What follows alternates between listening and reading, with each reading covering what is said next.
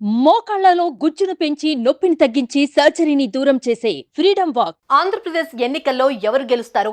Voting సరళి ఎలా ఉంది? ఏ పార్టీ గెలవబోతోంది? ప్రజలు ఎవరికి పట్టం కట్టబోతున్నారు? ఏపీలో సంక్షేమానికి జనాలు జై కొట్టారా? అభివృద్ధికి ఓటేశారా? ఈసారి ఓటరు నాడి ఎలా ఉంది? ఏ పార్టీకి ఎన్ని సీట్లు వస్తాయంటూ పోలింగ్ నాటి నుంచి ఒకటే ఉత్కంఠ అయితే ఆ ఉత్కంఠకు ఎగ్జిట్ పోల్స్ తెరదించాయి. పార్టీలతో పాటు ప్రజలు ఎదురు చూస్తున్న ఎగ్జిట్ పోల్స్ రానే వచ్చాయి.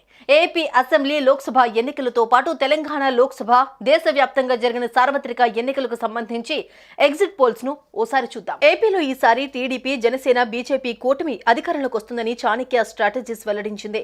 కూటమికి 114 నుంచి 125 సీట్లు వస్తాయని తెలిపింది. వైసీపీ పార్టీకి 39 నుంచి 49 సీట్లు వస్తాయని అంచనా వేసింది.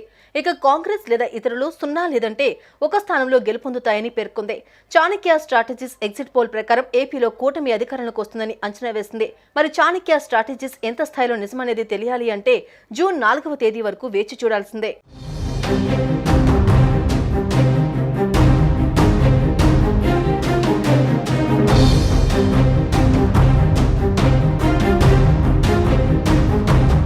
లోక్సభ స్థానాల విషయానికి వస్తే చాణక్య స్ట్రాటజీస్ ప్రకారం టీడీపీ కూటమికి 17 నుంచి 18 స్థానాలు వస్తాయని చెప్పింది. ఇక వైసీపీ ఈసారి 6 నుంచి 7 స్థానాలకే పరిమితమవుతుందని పేర్కొంది.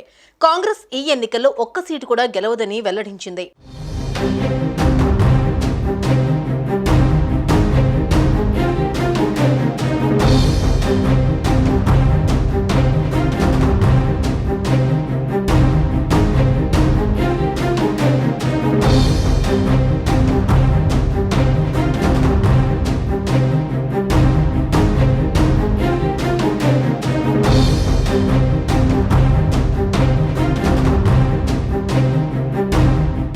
సుమన్ టీవీలో మీ పర్సనల్ అండ్ బిజినెస్ ప్రమోషన్స్ కోసం కింది నెంబర్కి కాంటాక్ట్ చేయండి.